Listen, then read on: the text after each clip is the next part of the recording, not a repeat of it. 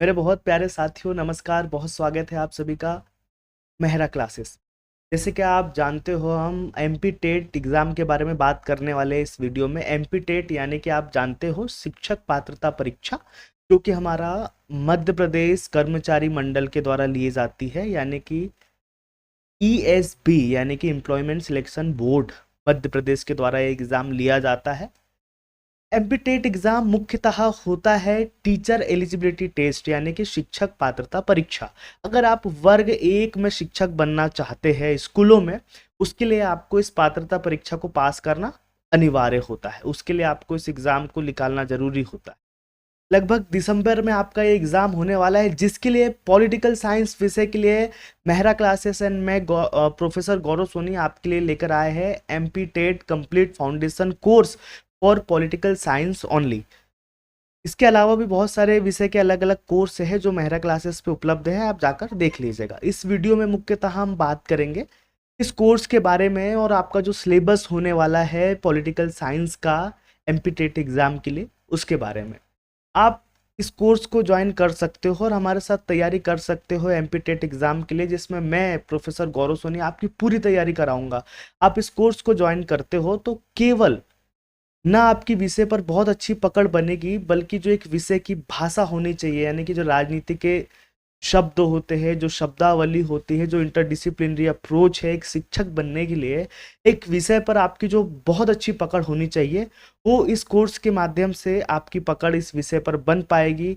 और न केवल एग्जाम में बल्कि एग्जाम के बाद भी आपको बहुत मदद मिलने वाली इस कोर्स से। हम बिल्कुल सिलेबस वाइज सिलसिलेवार तरीके से अध्ययन करने वाले हैं राजनीति विज्ञान विषय का इस कोर्स के अंतर्गत।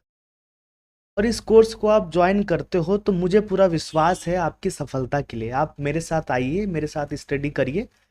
हम बहुत सिलसिलेवार तरीके से सिलेबस के हिसाब से बड़ी गहराई से गहनता से कॉन्सेप्ट को लेकर, है ना, और बिल्कुल जो एग्जाम्पल जो उदाहरण होते हैं, जो राजनीतिक गलियारे की चर्चा है, सबको लेकर चर्चा करेंगे। और एक जो पूरा का पूरा कोर्स है ये एग्जाम ओरिएंटेड है, कैसे आप ज़्यादा से ज़्यादा नंबर लाकर सफलता प्राप्त करें, मुख्यतः यही हमारा लक्ष्य है जिसको लेकर हम चल रहे हैं।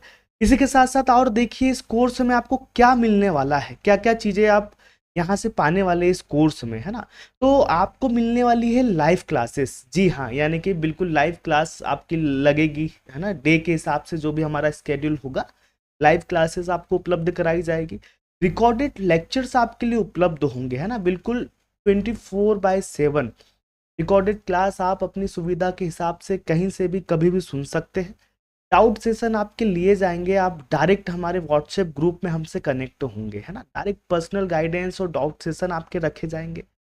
5,000 से ज़्यादा एमसीक्यू सॉल्व कराएंगे। क्लास नोट्स आपको उपलब्ध कराए जाएंगे। आपको कोई अलग से बुक्स वगैरह पढ़ने की ज़रूरत यहाँ पर विशेष रूप से नहीं है।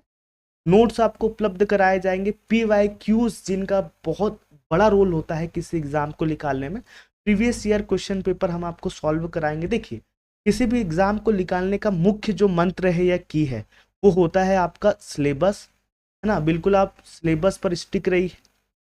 PYQs सिलेबस के बाद में पुराने पेपर देखना है। सिलेबस आपको मार्गदर्शन करेंगे, है ना। आपको पता होगा अच्छा आपको करना क्या है, पढ़ना क्या है। जब PYQs देखेंगे तो आपको रास्ता नजर आएगा इसमें से क्या क्या इंपॉर्टेंट है। इसके अलावा रिवीजन, जो भी आप पढ़े भूल जाते हैं तो रिवीजन बहुत जरूरी है। और उसके बाद में प्रैक्टिस, क्वेश्चन आपको लगाकर, बिल्कुल एग्जाम ऑब्जेक्टिव है, आपको ऑब्जेक्टिव प्रैक्टिस करना है। तो ये सारी चीजें आपको इस कोर्स के अंतर्गत मिलने वाली है। फी स्ट्रक्चर की हम बात कर लेते हैं तो आपका जो फी स्ट्रक्चर होने वाला है, 6,000 रुपये प्राइस था, अभी स्पेशली ऑफ चल रहा है आपके लिए 50% से ज़्यादा।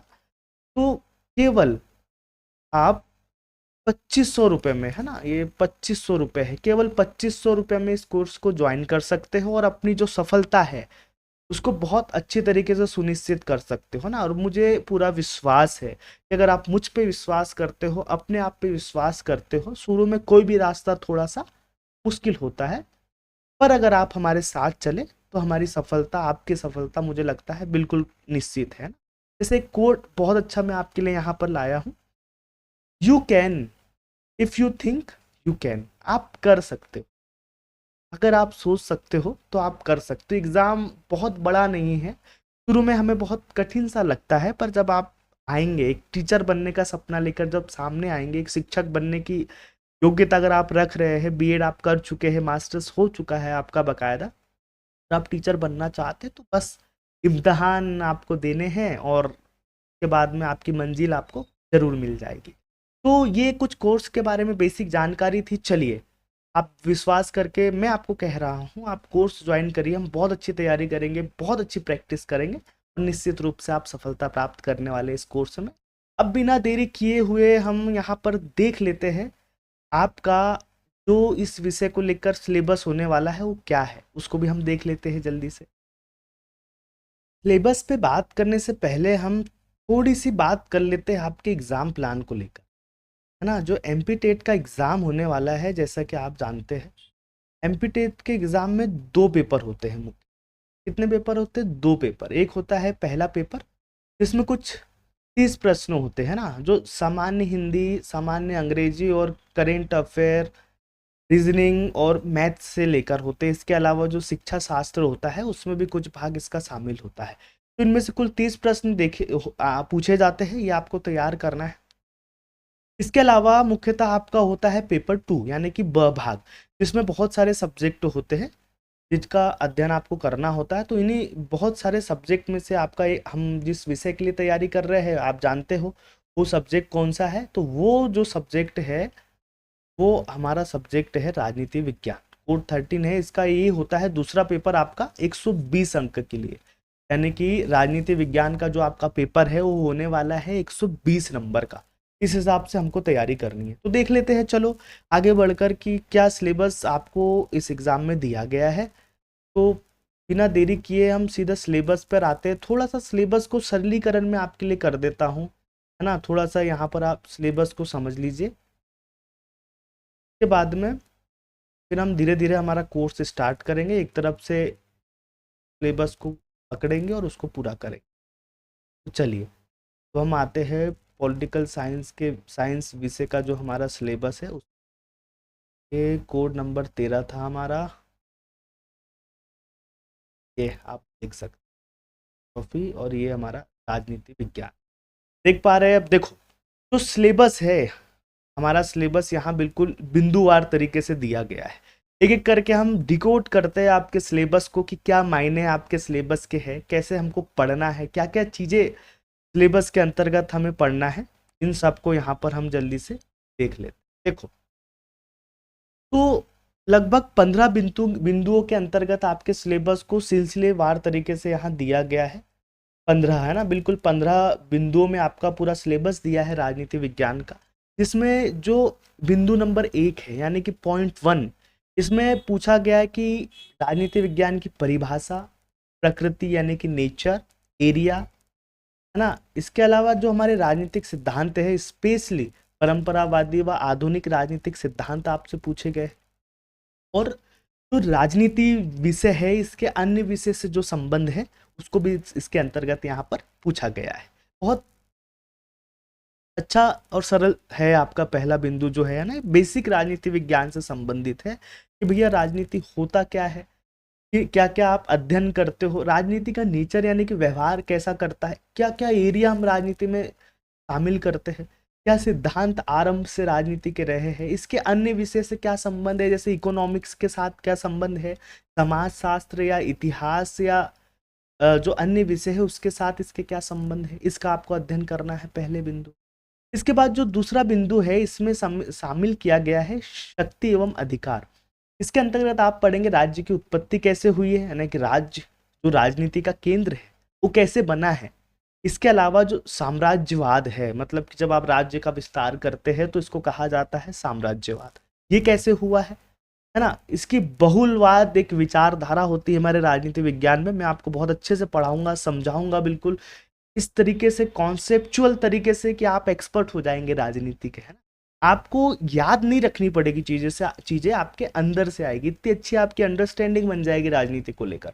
कोशिश होगी उस स्तर पे आपको समझाया जाए, उस स्तर पे आपको पढ़ाया जाए, किस्सों के माध्यम से, कहानियों के माध्यम से, बिल्कुल आप रहकर राजनीति विज्ञान को पढ़ोगे, समझोगे और एग्जाम की तैयारी करोगे। ठीक है, तो ये आलोचना हमको देखना है। इसके अलावा तीसरा है नागरिक अधिकार को लेकर, है ना।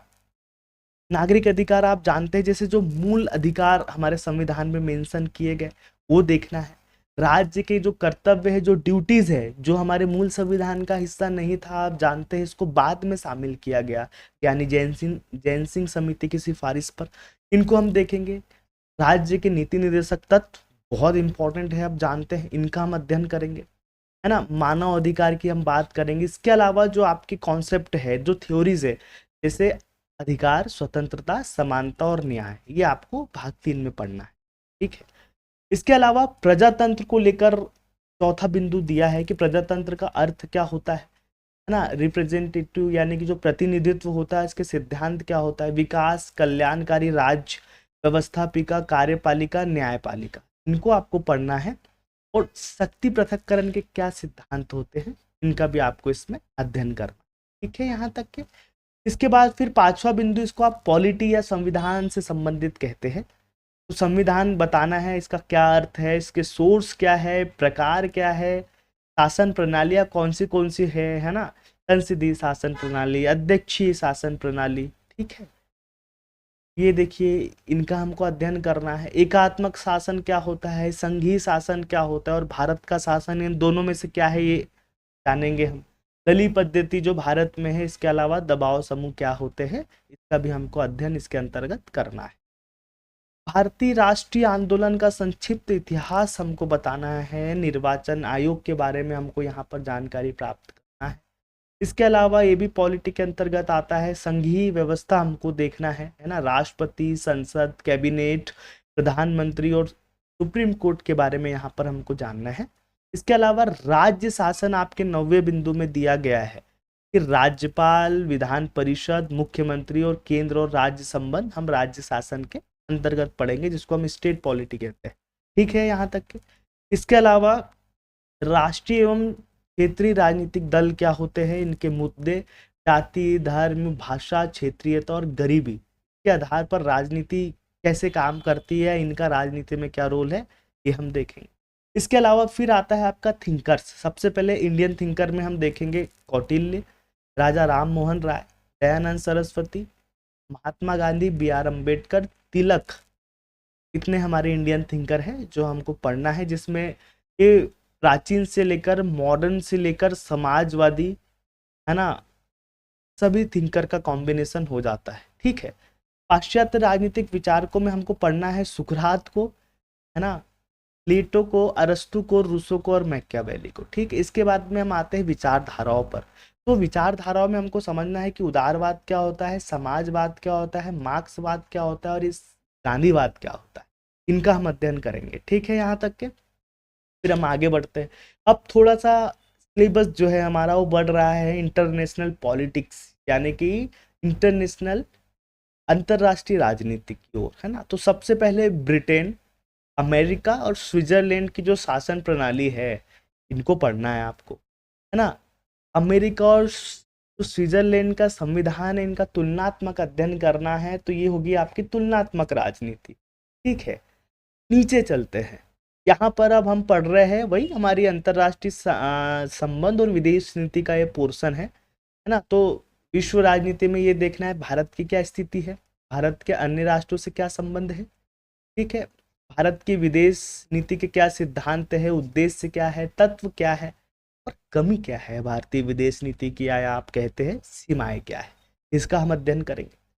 संयुक्त राष्ट्र संघ कोई काम का संगठन जो नहीं रहा है वर्तमान में, इसका अध्ययन करना है। जबरदस्ती के 2-4 क्वेश्चन यहाँ से पूछे जाते हैं, है ना। इसके अलावा जो वर्ल्ड बैंक है, ब्रिटेन वुड्स संस्थाएं है ना, वर्ल्ड बैंक, WTO, वित्तीय संस्थाएं है, वर्ल्ड बैंक, इनका भी हमको क्या करना है, अध्ययन करना है, ठीक है। अंतरराष्ट्रीय वित्तीय संस्थाएं जो है, इनका हम अध्ययन करेंगे, ठीक है।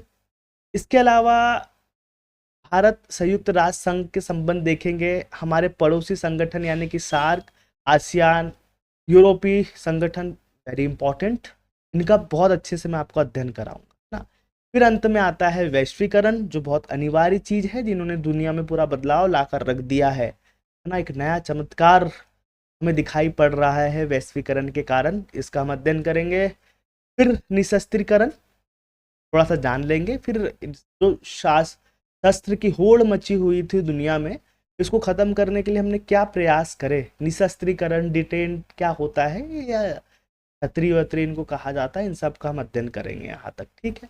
फिर 15वां जो इम्पोर्टेंट बिंदु आपका है, इसको कहते हैं लोक प्रशासन, यानी कि आपका पब्लिक एडमिनिस्ट्रेशन। तो इसका अर्थ, इसकी प्रकृति, इसका क्षेत्र है ना। निजी प्रशासन और लोक प्रशासन क्या होता है, इनमें अंतर हम देखेंगे। प्रशासन की पद्धतियां हम यहाँ पर समझेंगे। केंद्रीकरण, विकेंद्रीकरण, शक्ति का हस्तांतरण देखेंगे। कार्मिक प्रशासन देखेंगे, भर्ती, पदोन्नति, प्रशिक्षण, और यूपीएससी है ना, यूपीएससी को हम देखेंगे। वित्तीय प्रशासन देखेंगे, बजट निर्माण की प्रक्रिया हम देखेंगे। विकास प्रशासन, नौकरशाही और लोकपाल और लोकायुक्त यहाँ पर हम देखेंगे। तो ये जो पोर्शन है ये हो गया आपके सिलेबस का हिस्सा। तो मुझे आशा है सिलेबस डिस्कशन में सिलेबस बहुत क्लेरिफाई होगा, कि बकायदा बहुत कम और सटीक सिलेबस आपको दिया है, जो पूरा का पूरा राजनीति विज्ञान जो हमारा विषय है उसको कवर कर रहा है ना। बड़ा अच्छा आपका सिलेबस है। तो बहुत विस्तार से और डिटेल के साथ में हम इस सिलेबस को पूरा करेंगे। जल्दी से आप कोर्स ज्वाइन कर लीजिए और हमारे साथ अपनी पढ़ाई स्टार्ट करिए। दिसंबर में लगभग आपका पेपर होने वाला है, तो बहुत कम समय आपके पास बचा है। अभी से हम पढ़ाई करेंगे और निश्चित रूप से मैं आपको विश्वास दिलाता हूँ, आप आइए मेरे साथ पढ़िए, है ना। मुख्यतः आप क्लास अटेंड करते हैं तो निश्चित रूप से आप बहुत उत्कृष्ट सफलता यहाँ पर अर्जित करने वाले। इन्हीं शुभकामनाओं के साथ चलिए मैं आपसे मिलता हूँ क्लास में। अभी मुझे इजाज़त दीजिए और आप कोर्स ज्वाइन करिए, और हम स्टार्ट करते हैं आपके एमपी टेट एग्ज़ाम की प्रिपरेशन।